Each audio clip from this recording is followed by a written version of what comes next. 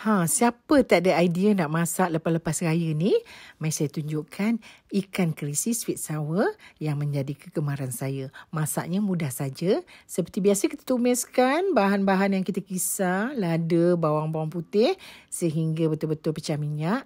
Letakkan serai yang dititik. Kemudian kita letakkan garam dan serbuk perasa, sedikit brown sugar. Bila dah masak, kita letakkan lebih kurang dalam 2 sudu besar cili sos dan juga 2 sudu besar air yang kita bancuh bersama dengan tepung jagung. Saya perahkan juga setengah biji limau nipis. Air dia saya ambil dan saya masukkan ke dalam kita punya bahan tumisan ni tadi.